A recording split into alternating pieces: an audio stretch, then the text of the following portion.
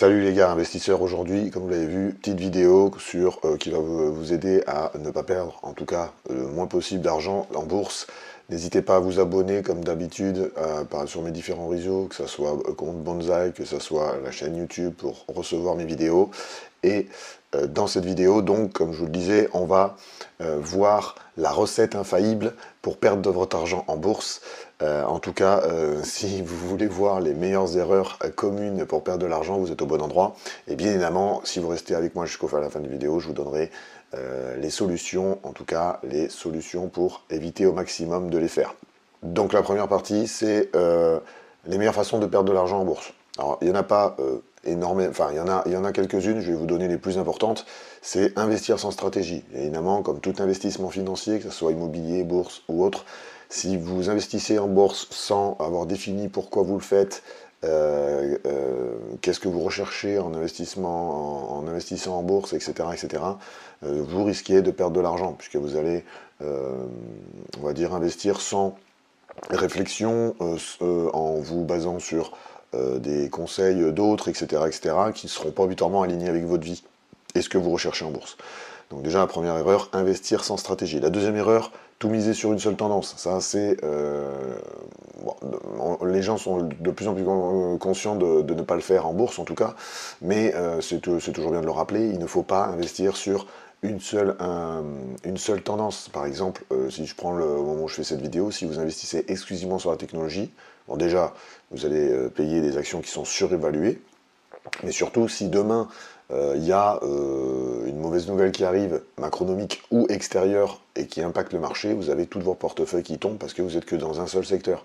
Comme je vous le dis, souvent ce qu'il faut faire, c'est la diversification, parce que dans la bourse, il y a, il y a plusieurs secteurs qui vous permettent de stabiliser votre portefeuille tout au long du cycle financier et de l'année. La troisième erreur, c'est laisser ses émotions décider, mais ça... C'est à peu près comme dans tous les investissements. Mais en bourse, c'est plus flagrant et ça vous impacte encore plus. Si par exemple vous avez l'effet FOMO, c'est-à-dire vous entendez qu'il faut acheter Nvidia, par exemple, on entend pas mal, il faut acheter Nvidia parce que c'est une boîte qui n'arrête pas de monter, etc., etc., etc., sans stratégie, sans avoir lu les choses, sans partir comme ça, vous allez déjà l'acheter trop cher. Et ensuite de ça, s'il faut, demain, elle va se réaligner parce qu'elle est surévaluée. Elle a atteint, je crois, les plus de 4000 milliards de capitalisation, mais pour engranger encore de la croissance, arriver à ces niveaux-là, c'est assez compliqué, donc elle risque peut-être d'atteindre un plateau, on ne sait pas, hein, pour prédire l'avenir n'est pas bon non plus, mais je veux dire, voilà, en tout cas, si vous êtes dans cette tendance-là, vous allez vouloir par exemple acheter Nvidia, vous allez l'acheter sûrement trop cher, donc il faudra attendre beaucoup d'années derrière pour pouvoir rentrer pour pouvoir faire une plus-value rien que sur l'achat, un peu comme dans l'immobilier, hein, si vous achetez une maison trop chère, pour faire une plus-value dessus, il va falloir que vous travailliez fort et que vous la gardiez assez longtemps. Donc ça, c'est par exemple l'effet FOMO, la peur de louper quelque chose. L'autre chose aussi, à cause de l'émotion, c'est de vendre les actions dès que le marché tombe. La bourse, si vous n'êtes pas fait, si vous voulez moins être touché par les émotions, déjà vous pouvez investir dans les ETF, mais si vous, comme moi, vous cherchez un revenu régulier, sachez que vous allez avoir des moins 20%, moins 30%, ça peut arriver sur certaines actions.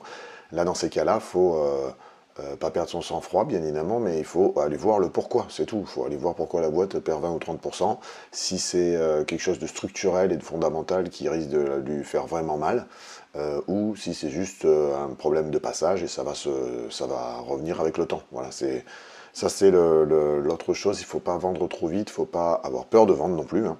Moi, je travaille encore là-dessus, par exemple.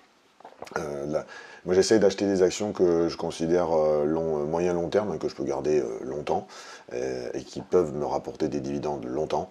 Mais c'est vrai que par exemple, ceux qui me suivent dans mes formations, etc., voient mes portefeuilles, et il y a des actions que j'ai encore, et que je montre comme quoi ce sont des belles erreurs, et qui sont bien tombées, et que je pense ne remonteront jamais. Enfin, j'arriverai jamais à retrouver l'argent que j'ai mis dessus. Donc ça, c'était laisser vos émotions en bourse, c'est fatal, et comme d'habitude, le plus souvent, c'est nous l'ennemi, hein, dans les trois quarts des choses dues à nos émotions. Et la quatrième erreur, c'est l'inaction et l'inflation. Alors en bourse, c'est un investissement qu'on doit faire sur plus de 5 ans. Pour pouvoir commencer à voir les fruits de notre travail, c'est plus de 5 ans. Et je dirais même plus, il faut investir pendant 20 ou 30 ans pour voir les bienfaits de la bourse, d'accord? Alors, vu comme ça, vous allez me dire, oui, c'est long, etc. Mais tous les investissements, en fait, hein, ce qu'on vous vend là, des investissements rapides, gains rapides, etc., etc., ou c'est de l'arnaque, ou ça annonce des rendements élevés et donc des énormes risques. Donc, si vous êtes quelqu'un qui n'aime pas les montagnes russes émotionnelles, bah, vous n'allez pas y aller dans tous les cas. Donc, l'inaction. Donc, la bourse, première chose à faire, que vous ayez ces comptes ou que vous ne les ayez pas, pour vos enfants c'est pareil, ouvrez un PEA, ouvrez une assurance vie, c'est des choses que vous devez ouvrir, même en mettant de l'argent, le minimum d'argent dedans, pour que l'un comme l'autre, en 5 et 8 ans passés, vous ayez des réductions fiscales si vous êtes français déjà, et que surtout, vous commencez à vous intéresser à ces sujets. L'éducation financière, elle n'attend pas. J'ai fait une vidéo il n'y a pas longtemps sur sauver sa retraite. Vous savez qu'actuellement, le système de retraite, il est à bout de souffle et vous allez devoir vous payer votre retraite. D'accord? Il va falloir vraiment sortir de cet aspect que l'État va vous aider. Il ne vous aidera pas. Il n'est pas fait pour ça déjà. Il est fait pour cadrer et une vie en communauté, oui, mais il n'est pas fait pour assumer votre manque d'anticipation ou les erreurs qu'on fait dans notre vie. D'accord? Donc ça, c'est l'inaction. La première chose, c'est d'ouvrir ses comptes et d'investir et de se renseigner pour investir, par exemple, en bourse, parce que dans toute construction de patrimoine, si on peut aussi être diversifié dans les revenus, dans les sources de revenus, c'est quand même intéressant. Deuxième chose, c'est l'inflation. L'inflation, hein, je vous en parle assez. Actuellement, elle est aux alentours, je crois, entre 4 et 5%. Donc en gros, si vous avez 10 000 euros sur votre compte, vous perdez 400 euros par an. Voilà, ça c'est un truc assez simple. Mais au-delà de vous dire le truc assez simple, c'est que en fait, la bourse vous permet pour l'instant d'avoir des gains au-dessus de l'inflation. Donc en fait, vous combattez l'inflation et vous faites travailler votre argent pour qu'il ne perde pas autant de valeur que si vous le laissez sur un compte ou voire même sur un livret A, comme malheureusement il y a beaucoup de gens qui font. Le but du jeu, c'est d'aller chercher des sources de revenus. Si vous êtes sur ma chaîne, c'est pour aller créer un revenu régulier, mais c'est aussi essayer de battre l'inflation pour que dans le temps, et même à notre période de retraite, ou plus, enfin toute notre vie en fait, notre argent ne dévalue le moins possible, et donc on puisse au mieux le faire fructifier, le faire travailler même quand on dort. D'accord? Donc ça, c'est les 4 grandes erreurs, etc., etc. Donc ça, maintenant, on va passer dans la partie 2 pour vous donner un petit peu des exemples concrets et les effets du temps. Donc, je vous montrerai après les erreurs fréquentes, ça c'est ce que vous voyez à l'écran, c'est les erreurs fréquentes qu'on fait, souvent en bourse et les solutions qui vont avec. Là, je voulais appuyer par contre sur le temps, parce que le temps c'est vraiment le leitmotiv de la bourse, quoi. Je veux dire, quand je vous dis les portefeuilles qu'on voit, les portefeuilles que je présente à travers ma formation, etc., sont avec le temps grossissent, bien évidemment. Il y a par exemple, il y a la barrière des 100 000 euros. Voilà, quand on a dépassé 100 000 euros en bourse, on a une courbe qui devient exponentielle, enfin qui croît beaucoup plus vite dans les rendements, enfin dans ses gains en tout cas. Donc voilà, c'est très lié au temps la bourse, mais comme tout investissement, j'ai envie de vous dire, si on le fait de manière correcte, réfléchie, il faudra un certain temps. L'immobilier, par exemple, vous gagnez de la plus-value chaque année que vous remboursez votre crédit immobilier. Votre crédit immobilier il dure en moyenne de 15 à 25 ans. Donc en fait, voilà, chaque année, votre bien vous gagnez de la plus-value, par exemple, dans l'immobilier, mais en remboursant votre crédit immobilier. Voilà. Donc tout est lié au temps, donc on va préciser un petit peu plus là-dessus. Donc comme je vous disais un peu plus tôt, avec par exemple l'inflation, avec les 10 000 euros, on va sur les 10 000 euros. Donc si on investit par exemple 10 000 euros avec 10%, avec un investissement en bourse équivalent à un rendement de 10%, eh ben, ça vous rapporte 1 000 euros par an. D'accord ? La bourse, c'est la chose la plus simple pour faire travailler son argent quand on dort. Pour avoir testé tout, beaucoup de sources, comme vous pouvez le voir sur ma chaîne Les Gars Community, source de revenus. J'ai investi dans l'immobilier, parce que vous pouvez voir aussi mon vlog à travers les gares immobiliers. Mais la bourse, c'est quand même, alors il faut se renseigner, pas partir n'importe comment, je suis d'accord, mais ça c'est, comme je vous l'ai dit au début, comme tout investissement. Mais au-delà de ça, c'est la chose la plus liquide, c'est-à-dire que vous ouvrez un compte, demain vous mettez 100 € sur ce compte et vous pouvez commencer à investir en bourse. C'est très rapide et vous pouvez le faire depuis chez vous de manière simple. Maintenant avec des plateformes comme Trade Republic, etc., je vous laisse aller voir mes présentations sur ma chaîne, vous pouvez le faire de manière simple et pas avec une grosse somme, d'accord? Alors que l'immobilier, ça demande comment dire, plus d'informations, plus de renseignements, ça vous fait croiser beaucoup de professionnels, donc ça vous demande des compétences un peu dans différents secteurs, considérant toutes les phases de l'immobilier, hein, de la visite jusqu'à l'achat et jusqu'à la gestion si vous êtes comme moi en LCD. Donc voilà, c'est pas la même chose, mais par contre, l'avantage de la bourse, c'est que c'est rapide, liquide, et quand vous avez investi par exemple dans une action, elle vous fait gagner de l'argent même quand vous dormez, quoi. Que ça soit par la plus-value, c'est-à-dire par le prix qui monte par rapport au prix que vous l'avez acheté, mais aussi par rapport aux dividendes, si vous êtes comme moi dans une stratégie dividende. Ça, c'est le premier exemple. Donc, le deuxième exemple, on va faire l'exemple de la bourse liée à l'immobilier, mais c'est 500 € de cash flow, par exemple, dans l'immobilier. Si vous faites 500 € de cash flow en locatif, c'est-à-dire que vous gagnez, il y a 500 € qui vous restent dans votre poche, sur 5 ans, vous gagnez 30 000 €. D'accord? Donc, en bourse, c'est la même chose. Si vous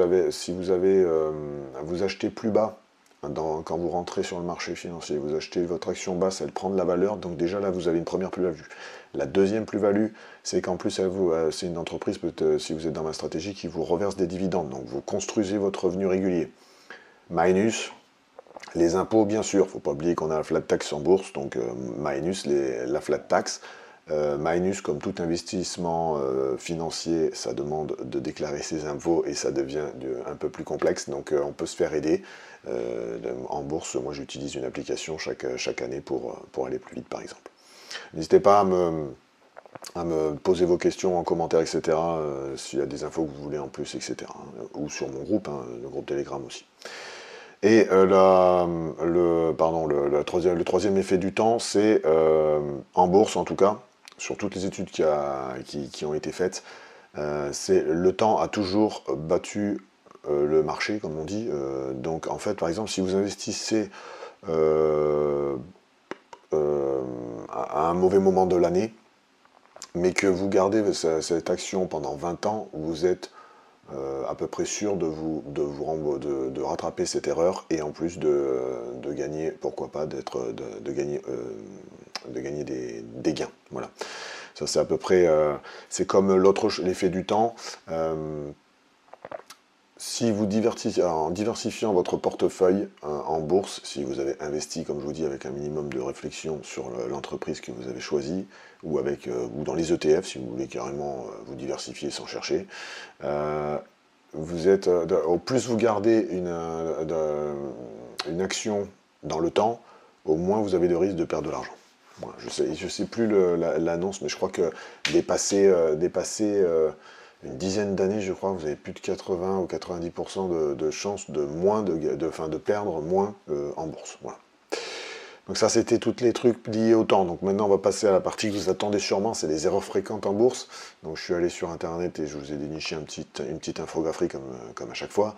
Donc là, il y a 7 erreurs qu'ils ont considérées communes quand on investit. D'accord? Donc la première, investir sans stratégie, ça c'est ce que je vous disais au tout début, investing without a proper goal. Donc investir sans stratégie. Quand vous entrez en bourse, c'est comme tout investissement. Posez-vous 2 secondes pour vous dire sur quelle stratégie vous allez partir. Les dividendes, la croissance, la value, enfin il y a plein. Je vous laisse aller voir la vidéo sur les différents styles d'investisseurs. Si vous me suivez, on est plus moins dans les formations, je suis plus dans la stratégie dividende. Pourquoi? Parce que moi, mon objectif, c'est de créer un revenu régulier complémentaire à mon salaire. Voilà. Deuxième chose, sélectionner bien évidemment un investissement sans avoir fait des recherches. La bourse, c'est comme l'immobilier, il faut commencer à s'éduquer, et pour commencer à s'éduquer, il faut commencer à lire des relevés, il faut commencer à s'informer sur Internet, sur les entreprises, il faut s'abonner à des newsletters de finance pour avoir des informations sur les entreprises qui vous intéressent, etc., etc. Allez voir des ratios, ça c'est à travers des outils comme Invest que vous pouvez trouver en lien de parrainage dans la description ou sur mon compte, ou sur ma chaîne, pardon. Donc ça permet de mieux connaître l'entreprise et donc d'avoir, comme je dis, un investissement réfléchi. La troisième erreur, c'est essayer de prédire le marché ou le futur. Il ne faut pas le faire, enfin de toute façon c'est très compliqué, il y a des... et dites-vous que vous, devant votre petit PC, vous n'arriverez pas à battre des maisons de gestion de fonds comme, je sais pas moi, JP Morgan ou autres, qui ont des milliers d'analystes et qui essayent de timer le temps.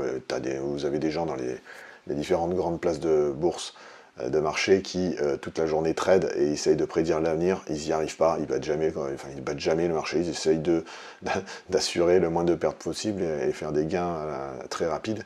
Mais il est impossible de prévenir l'avenir, d'accord? Impossible, on ne le maîtrise pas. Donc l'objectif, c'est de créer un portefeuille, et ça sera dans les choses que je vous dirai après, créer un portefeuille qui puisse stabiliser dans le temps et qui peut vous rapporter un revenu régulier, quel que soit le moment du marché, quels que soient les événements macro ou géopolitiques, etc., etc.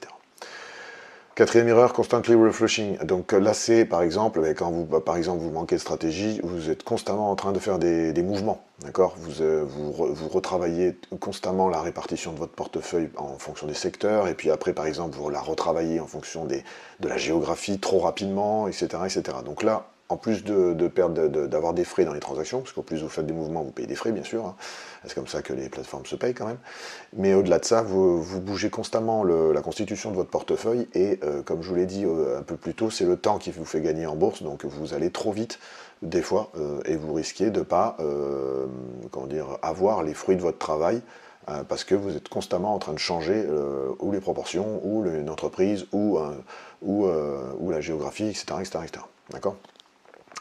Dans tous les cas, vous allez le construire, votre portefeuille, mais le but du jeu, c'est de le construire, j'ai fait une vidéo là-dessus, en commençant par votre cœur de compétences, et en commençant par ce qui va être un peu votre cœur de portefeuille, d'accord?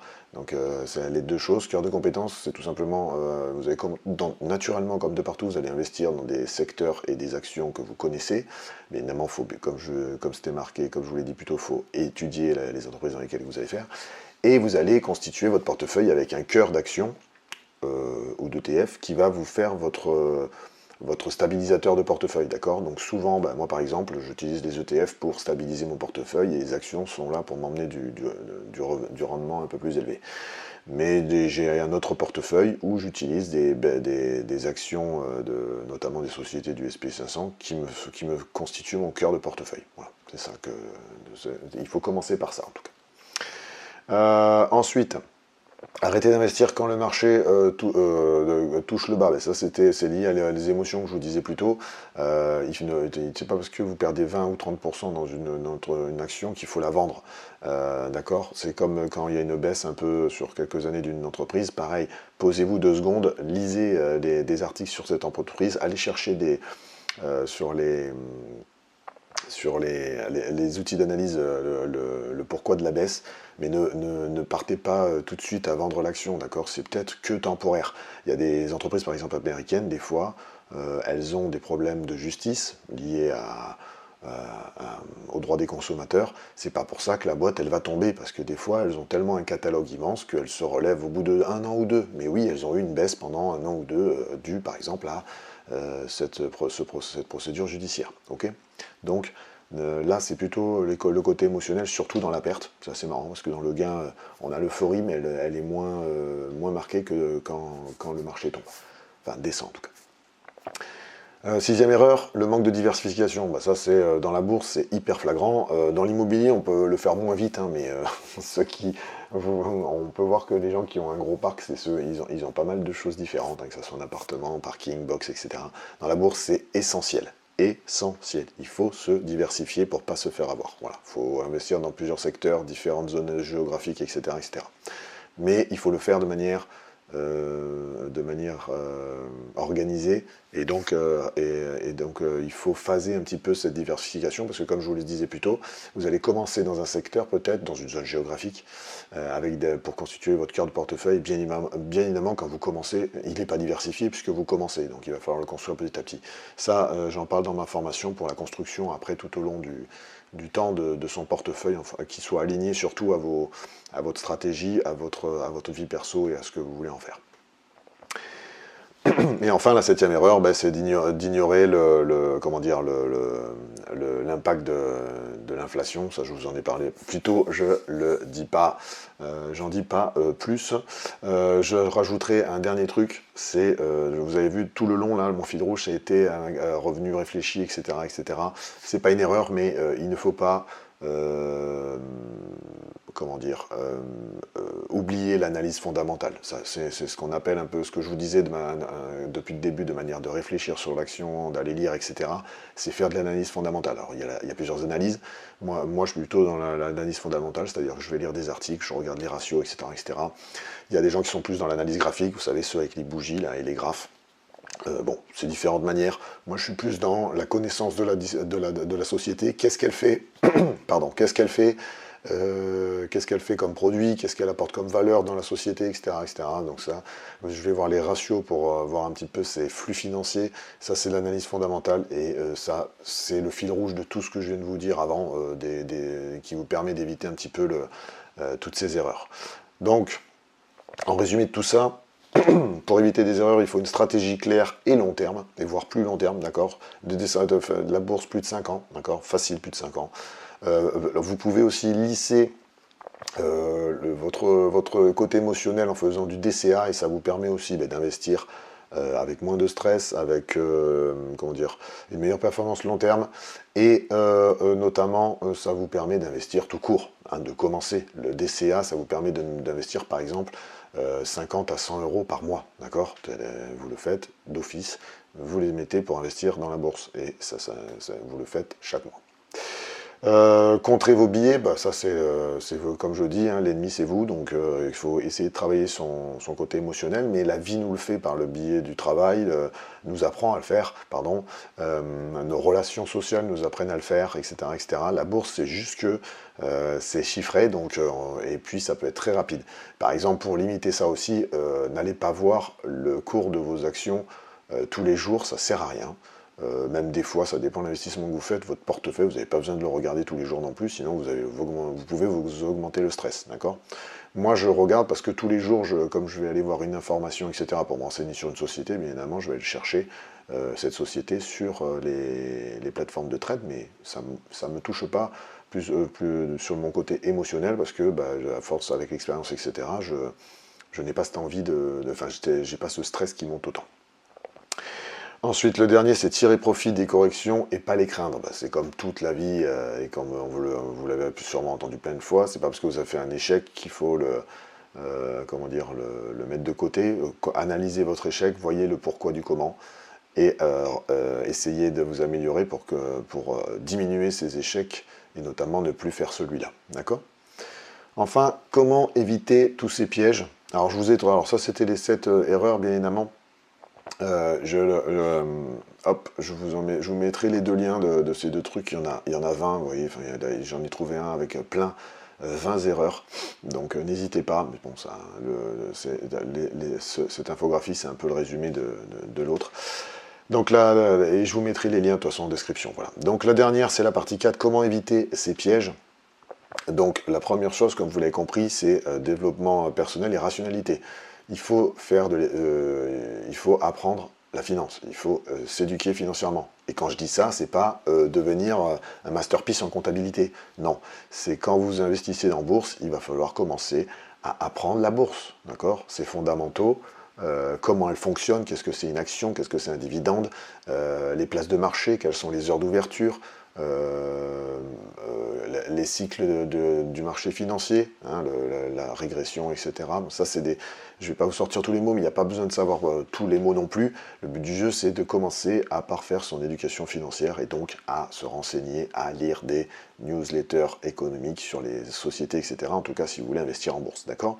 Pour savoir ce que c'est aussi les actifs, hein, qu'est-ce que c'est un actif, qu'est-ce que c'est un ETF, pardon, qu'est-ce que c'est une action, qu'est-ce que c'est une SCPI, qu'est-ce que c'est un REIT, ou un SIC en France, société cotée immobilière. Voilà, il y a différents. L'avantage de la bourse, c'est qu'il y a différents actifs dans lesquels vous pouvez investir et vous pouvez vous constituer un joli patrimoine avec une belle diversification à travers la bourse. Mais ça demande d'apprendre et ça demande de se former. Donc à minima, toutes les semaines, faites-vous une demi-heure, 40 minutes de lecture de finances, que ce soit une vidéo pour apprendre la bourse sur une chaîne YouTube, que ce soit un podcast, que ce soit un blog ou une newsletter à laquelle vous êtes abonné. Voilà. Il faut parfaire votre éducation financière en bourse, pour investir en bourse, pardon. Et la troisième, c'est la routine boursière. Ben ça, c'est ce que je vous disais un peu plus tôt, justement. Il faut que ça devienne une habitude. Comme tout investissement, si vous voulez le comprendre, il faut que vous preniez l'habitude de vous renseigner et de vous maintenir au courant. Ça va avec la gestion de votre portefeuille. Je vous parlais d'un investissement plus long sur 20 ou 30 ans. C'est long, c'est un marathon, et donc il faut maintenir vos connaissances et tout simplement vos connaissances et l'environnement pour pouvoir investir petit à petit et grossir votre portefeuille de manière réfléchie et cohérente, alignée avec votre vie perso. Ça, on l'oublie souvent, mais tous les investissements, en fonction que vous vieillissez et que votre situation personnelle change, les investissements financiers vont se modifier parce que vous allez peut-être, en vieillissant, chercher moins de risques, etc., etc. Mais vos investissements vont changer dans tous les cas. Voilà. Donc, il faut que ça rentre comme une habitude et que ça soit pas. Alors au début, ça sera peut-être un effort, mais justement, aller vers un média qui vous permette que ça soit pas un effort. Moi, j'ai commencé comme tout le monde par la chaîne YouTube. J'ai fait ensuite les newsletters. Newsletter, c'est simple, vous recevez un mail par jour ou par semaine, vous le lisez en moins de 10 minutes, ça se fait bien. Et c'est pas une grosse friction, mais il faut que il faut que ça rentre dans vos habitudes, oui, habitudes de vie pour que vous pouvez maintenir, pour pouvoir maintenir vos connaissances, vos compétences là-dedans, et donc continuer à investir et à modifier votre portefeuille tout au long de votre vie personnelle. Voilà, ça c'était à peu près les 3 grandes lignes pour tenir en bourse, pour ne pas perdre d'argent en bourse. Donc pour ne pas perdre d'argent en bourse, hein, comme vous l'avez compris, il faut se créer la stratégie qui soit alignée avec sa vie perso, diversifier son portefeuille, investir dans différents actifs, secteur ou géographie, et garder la tête froide, et le reste viendra au fur et à mesure, et normalement vous arriverez à ne pas perdre excessivement d'argent en bourse. Si tu veux aller plus loin, si tu veux me poser des questions, ça se passe en description, ça se passe sur mon compte Bonsaï, et je suis aussi disponible sur mon groupe Telegram, où là tu peux me poser des questions et je te répondrai plus directement. Je te remercie encore de me suivre. N'hésite pas à cliquer sur le lien, à aller voir mes formations si ça t'intéresse. Je vais encore en construire quelques-unes. Et je te dis encore merci de me suivre et à une prochaine. Ciao, ciao.